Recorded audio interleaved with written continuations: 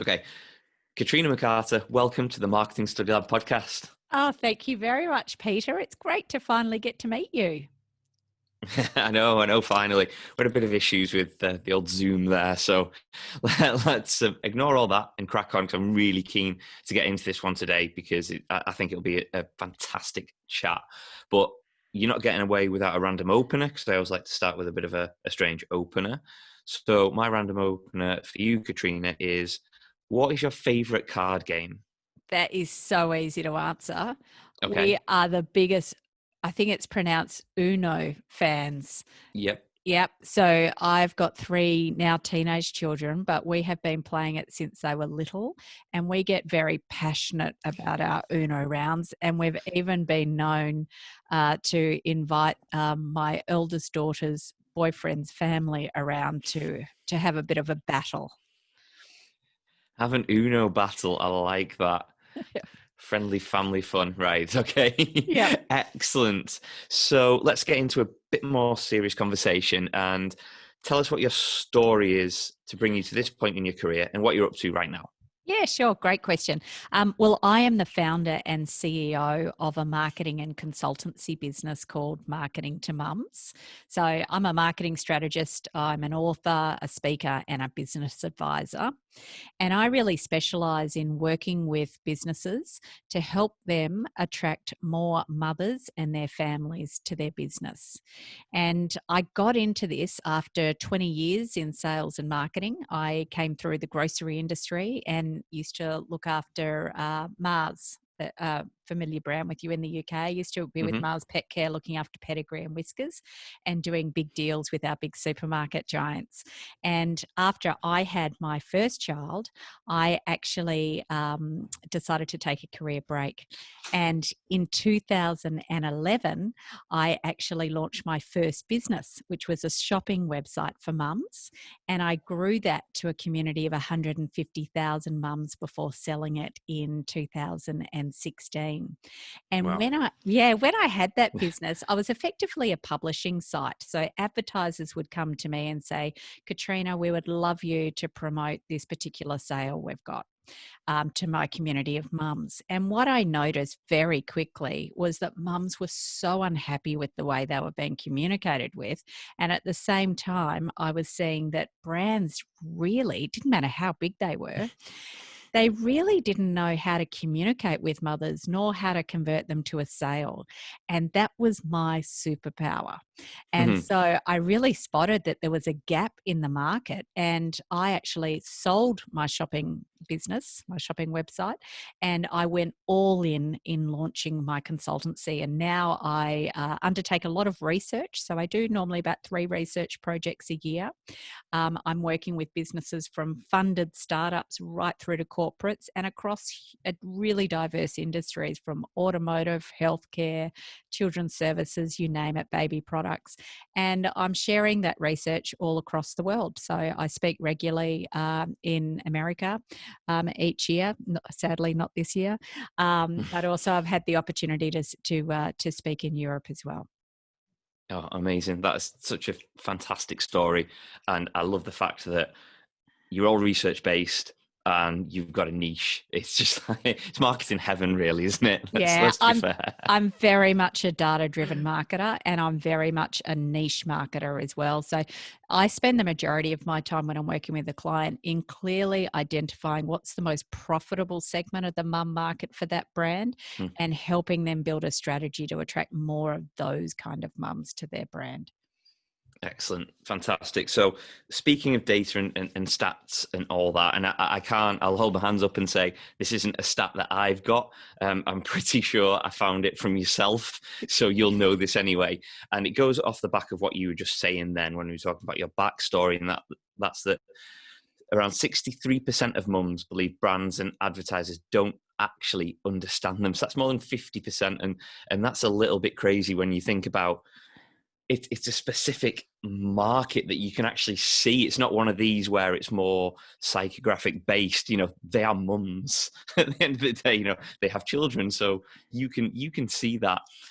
Why do you think they're so or advertisers misunderstand them, or they don't feel that connection to a lot of brands? Yeah, look, it's such a great question. That stat is from Marketing to Mums. We undertook research of over 1,800 mothers in 2016 for that particular Wow. study, and I was really amazed to see that many mothers felt that brands and advertisers just didn't understand them. What was interesting is if we actually break that down, it's the older the mother, the more unhappy they are. So I think that's something that is somewhat pleasing for brands that might be targeting the younger mums.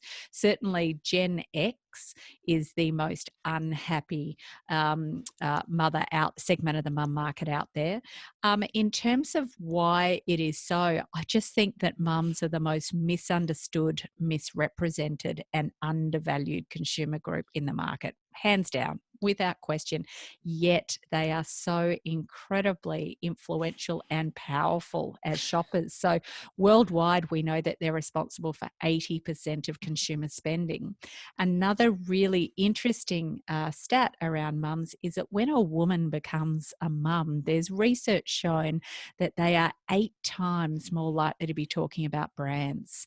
So it is effectively, when a woman has a child, she effectively becomes this micro influencer who is out there talking about brands. So even if you don't directly target mums, it's so critical that she's got a great opinion of your brand. So yeah, I guess in a nutshell, why do I think this is so? I think that what we see is that traditionally brands have always lumped all mums in the same category and treated them as one big kind of homogenous group. When we went out to mums and asked them, what do you think brands are doing wrong? What are businesses doing wrong? The number one reason they said was actually stereotyping. Like, you're just, yeah, Brilliant. you're out of touch with how we live our lives. And I think that that's something that's super important. I know that I'm talking a lot here, but I find that mothers want brands to be real, to reflect how their life is today, and they are changing rapidly, and brands and businesses just aren't keeping up. So I've got this theory that I've been thinking about for a couple of weeks now, and it's that we live our lives. I'm trying not to get too deep here, but and I'm coming back to marketing, but we live our lives on a lot of stereotypes, and living them from the point of view of, well, that's what I'm expected to do because I am such and such, I am X, Y, Z, so I do this. And I suppose Seth Godin kind of sums it up very well when he says, people like us do things like this. But I think from an advertiser's or a brand or a company's point of view, they almost flip that and go, well, you're a mum, so you must be doing X, Y, and Z because you're a mum. And I suppose that's far from the truth. Yeah, I think that there's a belief out there that mums are highly aspirational, and overall, and I am generalizing here, mums largely aren't highly aspirational, and they really want brands to reflect their real reality. When we asked mums what they wanted, they said, we want brands to be real. And they want diversity to be shown. I will say in the UK, there's some awesome work being done by Volvo Cars. I mean, to me, they're a standout in the automotive industry. And I have interviewed them a number of times, and actually they've been part of my latest book and my podcast because they do such great work in taking an insight about mothers and really making a whole campaign around it. And they've done some great work on reflecting the diversity of how we parent today. So just moving on from there, what are the big opportunities within, and I know I'm trying not to generalize the mum market as such, because like you said, there's niches in that, but what are the big opportunities then in the mum market? Well, I'm probably going to tell you about some niches because I've Cool. in my latest book, which is called The Mother of All Opportunities, I've identified 8 subsegments of the mum market that I think represent enormous opportunity over the coming decade for businesses and brands. The first one are invisible mums. These are women over 40, often mums of teenagers. So I'm considered an invisible mum. We're not depicted in advertising, completely overlooked. You won't see mums with teenagers in ads. Just think about it. It's just not there. So we're the Gen X, very dissatisfied mothers out there. Massive opportunity to target us. The next one that I would say is single and solo mums. Solo mums, what I'm referring to there is women who have actively gone out and decided to become a parent by themselves. That has been a choice, and they're generally in their late 30s, early 40s. In that 40 to 44-year-old category, very well established with a great career behind them, and very financially astute, and they represent a really interesting growing segment within the marketplace. The third subsegment that I would talk about would be tech-first mums, and I'm talking about younger millennials here that are looking for a tech-first solution to their problems. Massive opportunity. They have very high expectations of brands, and they're expecting a seamless experience across multiple devices, but they represent a great opportunity. And if you see the explosion in the baby tech market at the moment, that's really being led by the tech first mums. So that's a really interesting category. The next one that I would say are Gen Zs, who are our mums of tomorrow. So they're pretty much up to about the age of about 24 or under, and they're very private. They really value privacy and safety. Very, very different from what we've seen with the millennial mums. So what you're currently using out there in the marketplace as a millennial strategy will not work with this new category of mothers coming through, new generation of mothers. So that's another one. The other one are mum-led business owners. We are seeing a global, worldwide surge in women entering small business. They here in my country, in Australia, for the last decade, they have been entering business at almost 3 times the rate of men.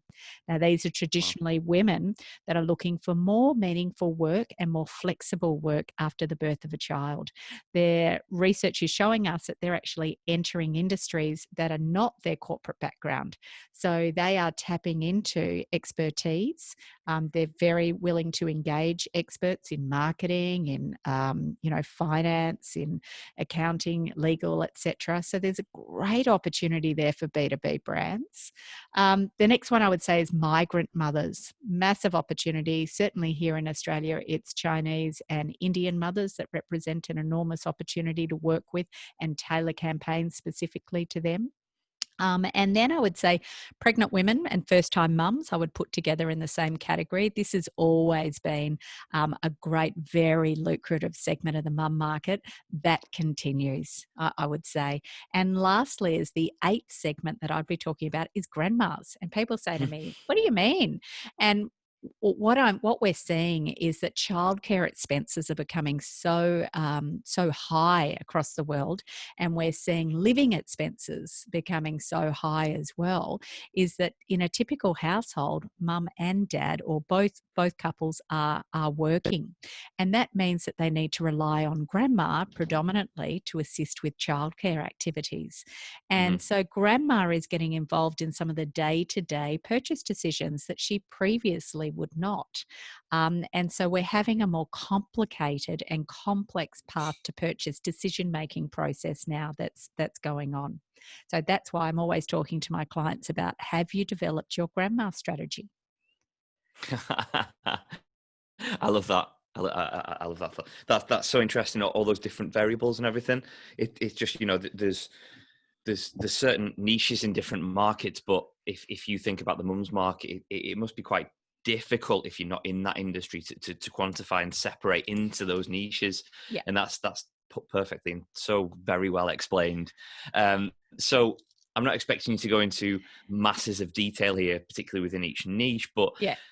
is there some strategies that work well within the mums market? Yeah, absolutely. Straight up fun and playful communications. When you're a mum, Okay. so many brands talk to you about really serious, heavy stuff. You know, everything's so serious. You got to get this choice right. So, a fun, playful, entertaining communication works so well. The other thing is being different. Mums Hmm. choose what makes you special. What makes you special is why you're different. Sorry, I should say that the other way around. Your differences make you special, and mums are looking for those differences. So amplify those differences, definitely. Storytelling. Mums connect with stories. They are emotive. So connecting, telling stories, or what I call story selling, is really important because they don't want those hard push strategies done. Another one that I would say is make sure you're showing the diversity in the modern family. That is an easy win. And no, there's very few brands doing it aside from, as I said, Volvo UK. Really, really impressive. And the last one I would say is surprise and delight. Surprise and delight mum does a huge amount to build relationship. It actually says to mum, hey, I've been thinking about you, and here's something that I would just like to acknowledge you as my customer. So Yeah. that they're really, really powerful. That's cool. I like that. So that's kind of more holistic and broad. So I want to go into everyone's favorite tactic at the moment and everyone's favorite topic in terms of marketing, and that's social channels. I think everything almost gets overlooked nowadays, and everyone just focuses on the social, which is massively frustrating. But just for now, what I'd like to understand is, from a social media point of view, how should we be communicating with mums? Okay, first and foremost, it's really important to audit your existing community. Every community is going to be different. You need to know what Okay. their preferences are. I can tell you what research tells us, and I can give Yeah. you some generalizations, and it will probably surprise you. We find that the number one preferred platform by all mothers across all generations is actually Facebook. And I know that we hear all the time about Instagram for millennials, but we still see that Facebook outpolls Instagram in that category of mothers. So I would say if you're a business owner and you can only have enough resources to manage one platform, without question, it would be Facebook. Within Facebook, I would be saying there's great power in Facebook groups. We have seen a massive increase in the last 4 years of mothers belonging to closed Facebook groups that are just for mums. Now, this has always been a really difficult space for brands to infiltrate, because you certainly can't join a closed Facebook group for mums and start spruiking about your brand. You'll be removed in a minute. But there are ways to do it really effectively. And I've been engaged on a number of occasions to help brands actually identify what closed Facebook groups could work well for them, and how they could work with the administrator of that group to create some valuable content that will allow that brand to build relationships with the mothers in that group without being salesy. Yeah, that's absolutely bang on the whole salesy point of view there. Simply because you don't have to, and I think so many companies, this is where they get things wrong. But you don't have to be that salesy. You don't have to say buy my stuff. It's just be there and help people. At the end of the day, what's the best, and you might not be the best solution to their problem, but what is the best solution, or what do you have to think about when you're thinking about the solutions to your problems? And I think that's where a lot of companies go wrong. They get very insular and, well, we're the best solution. Well, that's not for you to decide, though. So don't ram it down someone's throat. Come on. Absolutely, social media has changed that power, and Mm, mums are increasingly rejecting any kind of corporate sales messaging. And if you're relying on that kind of push strategy, you're going to be very ineffective in the market. absolutely, yeah. Uh, so bringing it to 2020, have you seen a change in behaviour within the mums market throughout this year and all the craziness that has been going on this year in the world? Absolutely. When it first went down here in Australia, the first thing I did was go straight to research. I run 3 research projects a year. I immediately wanted to understand what was the impacts of home isolation on Hmm. mothers' behaviours and buying behaviours as well. So I did a really big, broad study having a look. I looked specifically at Australian mothers. Unfortunately, I didn't look at the UK in this study, but Hmm. I believe that some of this is quite transferable. And we went out to more than 1,300 mothers across Australia, and we had a look at their key worries. We looked at their use of telehealth. We looked at their self-care.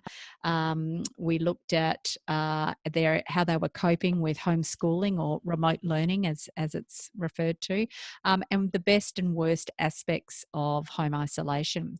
And we saw very clearly a few themes emerge. It was a massive comprehensive report. It's freely available on the Marketing to Mums website if people want to download it, which I would recommend is worthwhile reading. But what we saw is affordability is a key issue. Um, People are greatly concerned. The number one worry that was keeping mums awake at night was whether their partner was going to remain in employment. And as a result of that concern, we saw some heavy cost cutting taking place in households and just a real caution about spending money. They're really looking to stockpile as much money and save as much as they can right now because they're tentatively waiting to see how the economy is going to react. Now, given that we're going to be entering into some difficult times, well into next year and beyond, I I really believe that this is going to have some big impacts for brands. It is so important that they are demonstrating the value that they are offering. And if you have a high priced good or service, that you are looking at potentially payment plans and other financing options. So that was one thing that came through really clearly. We also saw that a lot of mums really embraced the slowdown. And they reevaluated their lives.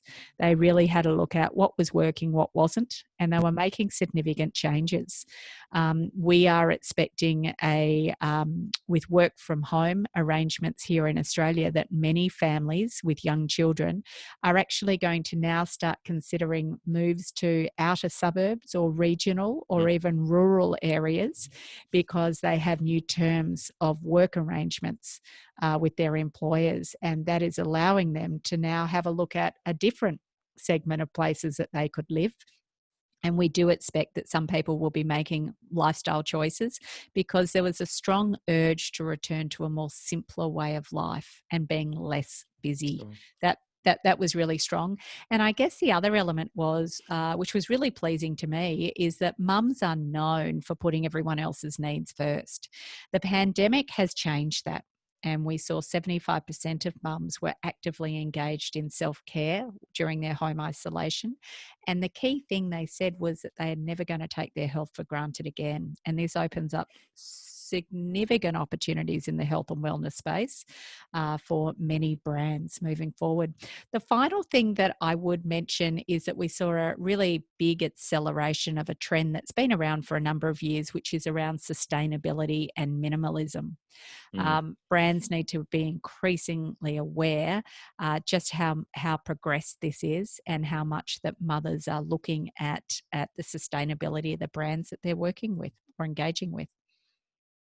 Some really, really interesting elements there. And I mean, some of them quite surprising, some of them pretty obvious. And in terms of looking at what's going on this year and further afield, yeah, I think the impact is almost yet to be seen, which is bizarre to say that. But Yeah. I think like 2020 and 2021 are going to be so many interesting case studies and how brands have survived or not, and what they did right and what they did wrong. But I'm 100% with you when you say you just need to be there for them, not in a condescending, we're here for you, we care for you kind of way, because I think that's just very transparent and see-through and kind of, what, you mean you weren't here for me in 2019? What's that? I just mean understand who they are and say, Correct. well, these are your problems, so we can help you. We can help you solve them. And I love that payment plan idea and stuff. And it's the little things. It doesn't mean you have to discount. It doesn't mean you have to reduce quality. It's just other areas that you can help people in to say, we're a good company. We're not just in it for the profit. Yeah, Really like that. there's a lot of opportunity out there. I wouldn't say that this is all doom and gloom. I actually think that the businesses that will win are those that are staying closely connected with their customers, and as you say, they're understanding where they're at. That's why I find this report so important, because it's giving you that level of insight and understanding that you can then make changes within your business. So we've mentioned a few of them throughout our chat, but what key mistakes are you seeing brands make, and how would you suggest they either overcome them or avoid them? Sure, great one. Well, straight up, as I said before, they're treating them as one homogenous group. It's the mass targeting that is the number one issue that I see. Secondly, it's that they're not understanding mums deeply enough. There's a lot of surface identification and profiling, but they're not taking the time to really understand them, and that's causing a lot of pain. Now, collectively, because of those two issues, what I see is that credibility and trust become big issues for brands, and it greatly affects sales and certainly loyalty as well. Yeah, so I guess if they're the issues that I'm seeing in terms of what businesses really need to do, the number one thing you can do is clearly identify what your most profitable segment of the mum market is, and then take the time to understand those motivations and why they're choosing you over everyone else in the market. And then I would be amplifying those differences like crazy. So just to summarize that, basically what brands should do is read your report, speak to you, get you involved, and then succeed going forward. There's a couple of things they can do without me. I've written a book called Marketing to Mums, and that talks about the 8 pillars of success. And for me, they're the 8 fundamentals that you've got to have in place. But a lot of this is just foundation work. It really is. Yeah. And where I see businesses go wrong, they skip over it. They just go, oh, this is what we think it is. I'm not willing to invest in research, so I'll make a few guesses and let's just go for it. Let's just get it to market. Yeah. And because they've missed those foundations, they might grow for a little while, but things are going to fast come unstuck, and you're just not going to have the strength to carry you through. Yeah, I think I've dealt with that my whole career. To be fair, that whole we want it now, just now. It's like, well, there'll be a bigger impact if we did our research. Yeah, but we need something now. It's like, no, that doesn't work. Yeah. Well, it will, but it'll have minimum impact anyway. So. Katrina, I could talk to you about this all day. It's so fascinating because there's so many synergies in terms of what marketing should be about, and again, it just links perfectly to understanding your market and all the other elements that we could go over forever. So interesting. But you're not getting away without some quick fire questions to end the conversation, if that's okay. Yeah, go for it, Peter. Okay, so. What was the last thing you remember Googling? Just before I got on, native flowers near me. I'm in lockdown and have been for months, and I need some beautiful flowers to keep me company. Oh, love it. That's a very nice thing to Google. Usually they're not that nice. I don't mean that in a terrible way. I just mean they're a bit bizarre. Yeah. Okay, so what's the most important thing to know about marketing right now? Oh, the most important thing. Oh, okay. I know what I'd say. Testimonials are the number one reason mums buy. Make sure that you have a testimonial strategy in place, and not just for sourcing your testimonials, but make sure you're promoting your testimonials where mums can see them. Fantastic. Why do you love what you do? Because I love what I do, because the more that I can educate brands about mothers, the better impact that has for mothers. It's a real win-win. So mums are happier with the quality of communications that they get given, and brands are happier because they're making more money. That's fantastic. Great answer. So final and most important question of this whole chat is, if people want to find out more about you, what you do, how you can help them, your book, your podcast, your research, anything else in your entire life, where are you pointing them?